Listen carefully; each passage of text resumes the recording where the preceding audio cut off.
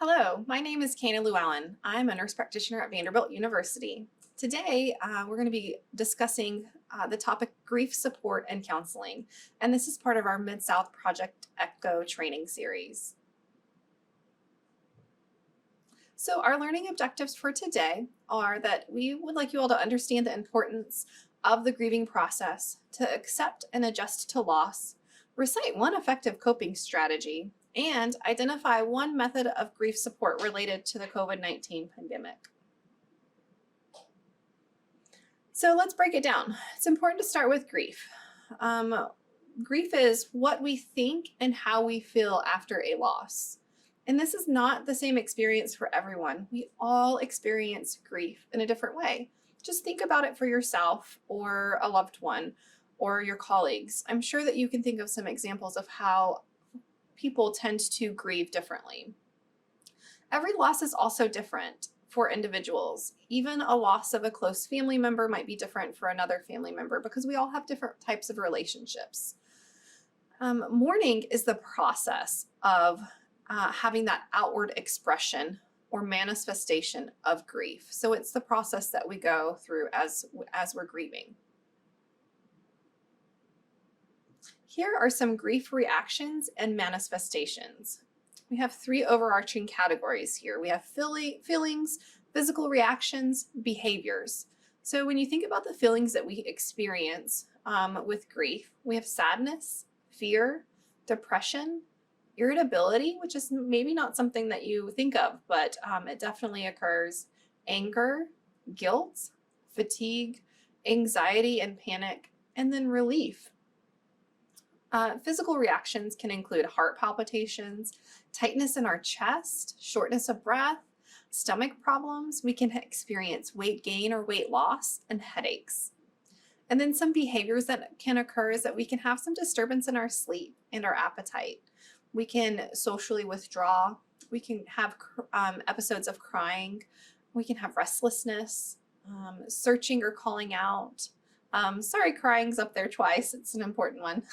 Hallucinations, and then difficulty concentrating. So when we think about the COVID-19 pandemic and grief that's related to the loss we've all experienced throughout this process, it's important to frame it in how significant it has been. It's an unprecedented public health crisis of our time.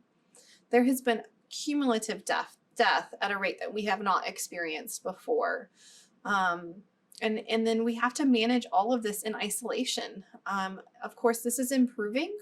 We're not in as much isolation as before, but it's still something that we have all had to go through grief in that isolation previously.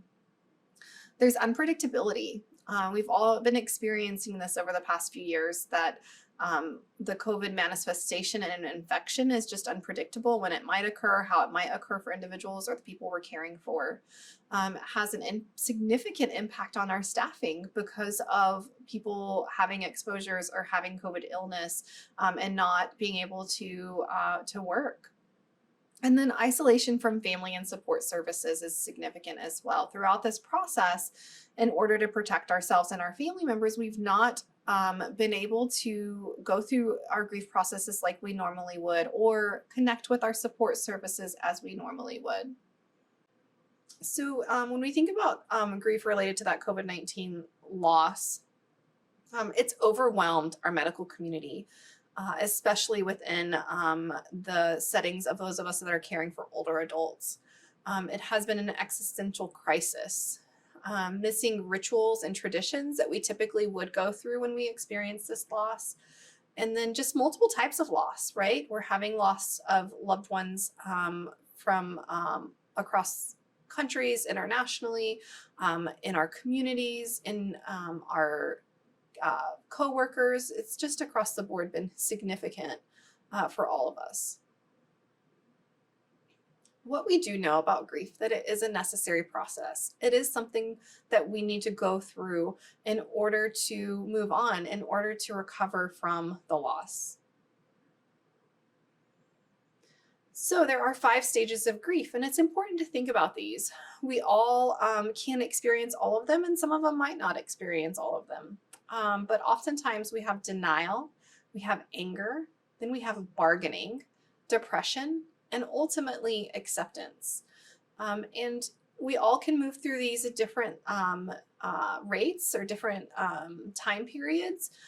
But it's important to realize if we're not moving into that acceptance and it's really impairing our ability to function, that we need help, that we need support in getting through that process, or our patients do, or our colleagues do. So what are our goals of grief? It's an interesting way to think about this, but we do, like I said, we all do need to go through that grieving process. So what are our goals through this process? We need to move through acceptance of what's happened, through an adjustment of how life is now with that loss, and then recovery, moving forward, and having everything move towards a more positive mindset and process so that we can get through the grieving process. Grief support is available on multiple different levels. Let's break it down a little bit. So there is intentional grieving. We can go through a process of really trying to go through not just put it behind us and move on, but actually talking about what's happened, the experience we're having, and how we're feeling. We should not compare our grieving process amongst others. We are all going to grieve differently. We should develop ways to honor residents and employees who have died from COVID-19. This can allow us to go through that process. We should share losses with each other. That can help us move along and recover. We should really not underestimate the importance of being present. We all have struggled throughout this process. Everything's been, from the isolation to the loss to staffing issues, has been so significant. And the more present we are that we can be in the moment, the better it will be for us going through the process. So what are some effective coping strategies? Well, we need to be realistic. Grieving takes time. It's not something that we can just get back up and going and not have recovered from that in a few days. It does take some time. You can embrace memories. This really can be helpful. We can allow ourselves to laugh and to cry about those memories. Maintaining a routine can be very helpful. That structure can be comforting in and of itself. And then relieve your mind. Engage in enjoyable activities. Maybe it's reading, watching TV or movies, whatever can bring you joy in that moment, to have a break from that process and be able to have some enjoyment. And then support. Surround yourself with supportive people. If you're around people that aren't supportive, give yourself some space from them, because that's not going to be helpful for you in this process. And then meditation and or prayer can be really beneficial for everyone as well. So, coping strategy of self-care. It's really important to think of self-care as not just being pampering. Sometimes you think of self-care as getting a massage or a facial or as going on vacation or something, but it really can just be something really minimal that gives us some self-care. That could be sleep, allowing yourself to have the sleep you need. It could be physical activity. It could be some fresh air and sunlight. It could be making sure that you're eating well and you're making sure you're hydrated. Taking your medications as prescribed. Allowing yourself to grieve is actually self-care as well. Giving yourself permission to grieve, actually having that intentional thought process of, I'm going to allow myself to go through this grief.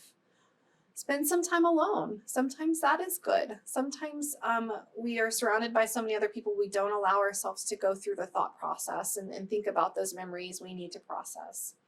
And then really importantly, to seek support as needed. Make sure you're reaching out if you're having a hard time.